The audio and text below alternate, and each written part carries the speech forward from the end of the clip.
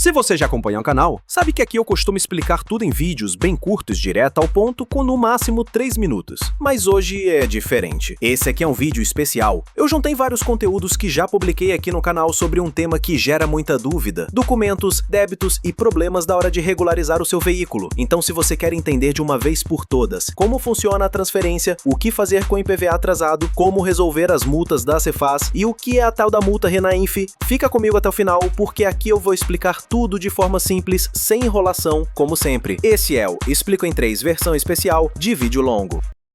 Você comprou ou vendeu um carro, mas sabe mesmo como funciona a transferência veicular? Tem muito motorista perdendo dinheiro ou tomando multa à toa. Calma, que eu vou te explicar tudinho, sem enrolação, em 3 minutos. Esse é o Te Explico em 3.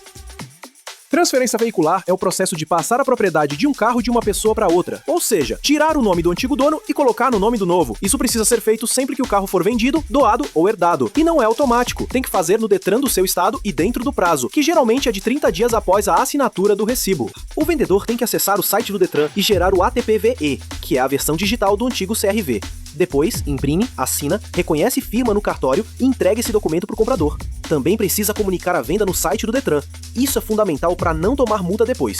O comprador é quem tem que concluir o processo de transferência no Detran, agendar a vistoria e apresentar os documentos. Agora o ponto-chave: todos os débitos precisam estar pagos. IPVA, multas, licenciamento. Quem paga isso? Depende do combinado, mas o Detran só libera a transferência se estiver tudo quitado. Se o carro tiver dívida e o comprador quiser assumir, ele paga e transfere. Se combinaram o que o vendedor ia pagar antes, beleza, mas o comprador tem que checar isso antes de fechar o negócio. Se passar dos 30 dias sem transferir, o comprador leva multa de quase R$200 e 5 pontos na CNH. Você já sabe que tem que pagar tudo: IPVA, multas, licenciamento junto com a taxa de transferência. E aqui tem um detalhe importante: mesmo débitos que ainda vão vencer, precisam ser pagos. Não adianta dizer, mas o IPVA só vence mês que vem. Tem que quitar tudo antes de transferir. E mais, o sistema do Detran só atualiza tudo depois que a transferência é concluída. Ou seja, mesmo depois de pagar, vai parecer que o licenciamento ainda está pendente. Aí muita gente acha que deu erro e paga de novo. Não faça isso. Espera terminar a transferência. Aí sim, tudo vai constar como regularizado. Depois de pagar todos os débitos e juntar os documentos, vem a tal da vistoria veicular. Ela é obrigatória na maioria dos estados para fazer a transferência. Serve para ver se o carro tem condições mínimas de segurança e se o chassi e o motor batem com o cadastro do Detran. Geralmente você agenda essa vistoria em uma empresa credenciada. Tem que ir com o carro limpo, sem película no número do chassi e com tudo funcionando: luz, seta, freio. Se passar, você recebe um laudo. Esse laudo é obrigatório para finalizar a transferência. Sem ele, não dá para seguir. Ah, e o laudo tem validade curta, então não adianta fazer antes de pagar as taxas e os débitos. Faz tudo certinho e deixa a vistoria por último. Tem duas coisas que confundem muita gente no Detran: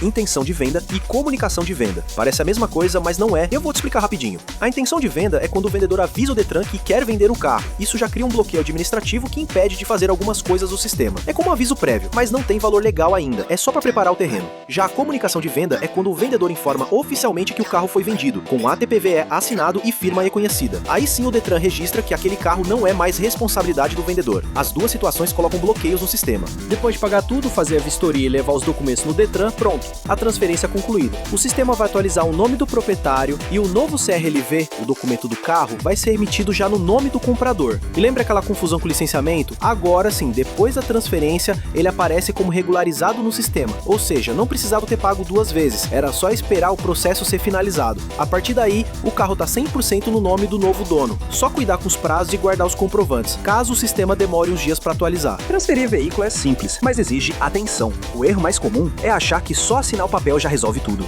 Se você vendeu, comunique a venda. Se comprou, faça a vistoria, pague tudo e leve no Detran. É melhor perder um dia resolvendo do que meses recebendo dor de cabeça. Se curtiu esse vídeo e quer ver mais explicações sobre débito veicular, licenciamento, IPVA e afins, se inscreve no canal, porque essa vai ser uma playlist que vai salvar muita gente. Te explico em 3. Até a próxima.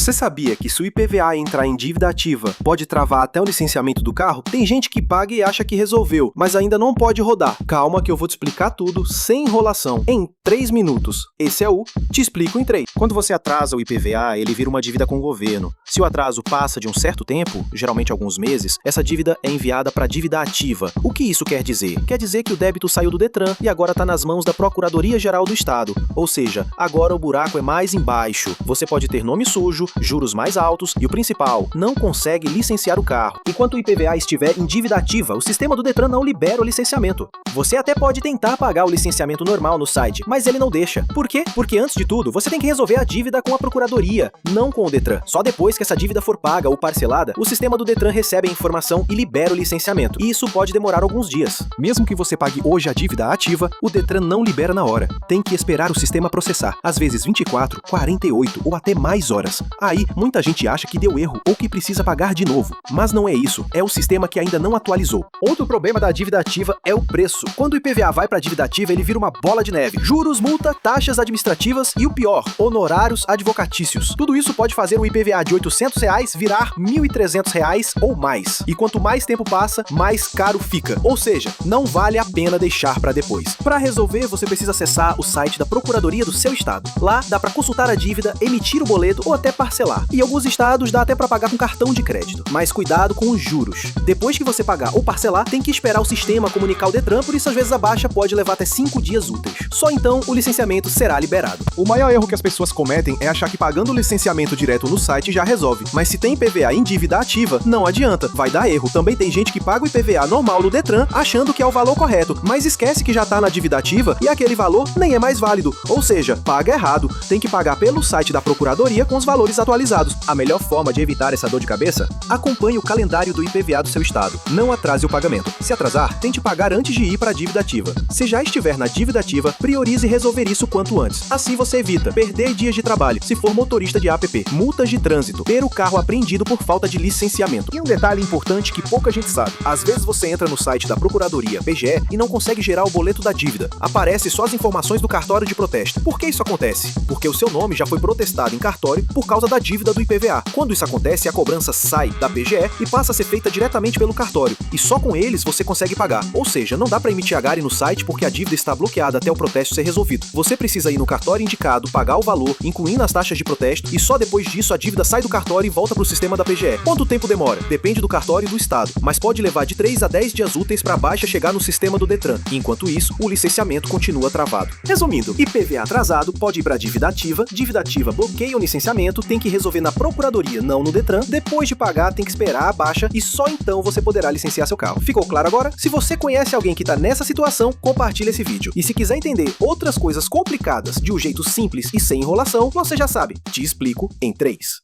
Você já pagou 15 multas e do nada apareceram mais 15? Ou achou que tinha quitado tudo e de repente surgiu uma tal de multa Renainf? Pois é, tem muita gente que só descobre essas multas quando tenta pagar o licenciamento e o sistema trava. Hoje eu vou te explicar por que isso acontece, o que são essas multas da Cefaz, o que é Renainf e como evitar essa surpresa na hora de pegar o CRLV. Esse é o Te Explico em 3. A primeira coisa que você precisa saber é que as multas da Cefaz e Salpla têm uma limitação técnica na hora de serem consultadas. O sistema do Detran e da própria Secretaria da Fazenda só mostra, no máximo, 15 multas por vez. Ou seja, se o veículo tem 30 multas, você só vai ver as primeiras 15. Depois que pagar essas, o sistema atualiza e só então as outras 15 aparecem. E isso confunde muita gente, que acha que quitou tudo, mas na verdade só limpou a primeira parte. E detalhe, isso acontece principalmente com veículos de transportes, frotas e motoristas de aplicativo, que acumulam muitas infrações em pouco tempo. Agora, vamos falar da tal multa Renainf, que muita gente só ouve falar quando dá problema no licenciamento. Renainf significa Registro Nacional de Infrações de Trânsito. Basicamente, são as multas aplicadas fora do estado de registro do veículo. Por exemplo, se o seu carro é de São Paulo, mas você tomou uma multa em Minas Gerais ou em Goiás, ela vira uma multa Renainf e fica registrada diretamente no sistema da Senatran, o antigo Denatran. Essas multas não aparecem no site da Cefaz, nem sempre aparecem no Detran, mas aparecem lá no sistema federal. E sabe o que é pior? Enquanto não pagar, o CRLV não sai. O que muita gente faz? Vai pagando as multas que aparecem, mas como o sistema mostra só 15 por vez, ou como no caso das Renainf nem aparecem no Detran, a pessoa acha que já tá tudo certo, tenta emitir o CRLV, e nada. O site dá aquela mensagem clássica: existem débitos pendentes. Aí bate o desespero. É por isso que o ideal é sempre consultar as multas em todos os sistemas possíveis antes de tentar pagar o licenciamento. Site da Cefaz, do seu estado, site do Detran e principalmente o site da Senatran, para ver as Renainf. E mesmo depois de pagar,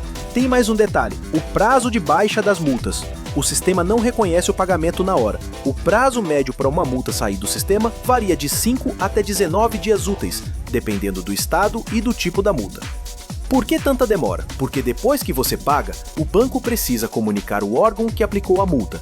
E só depois o órgão comunica ao Detran ou à Senatran, para só então o débito sumir do sistema e liberar o licenciamento. Se for Renainf, então, a demora pode ser ainda maior, porque tem a comunicação entre estados e o sistema federal. Então, pagou hoje?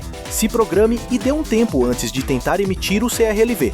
Se for urgente, alguns estados permitem apresentar o comprovante de pagamento direto no atendimento presencial, mas nem todos fazem isso. Antes de deixar o licenciamento para a última hora, consulte as multas com antecedência. Olhe no Detran, confirme na Cefaz e consulte também no site da Senatran. E sempre se programe com pelo menos umas 3 semanas de antecedência, para dar tempo da baixa cair no sistema. Se você já passou por isso, ou conhece alguém enrolado com multa e licenciamento, manda esse vídeo para ajudar. Aqui no canal, eu sempre trago dicas para te evitar dor de cabeça com documentação, trânsito e débitos. Então já deixa o like, se inscreve, ativa o sininho e já sabe, te explico em 3.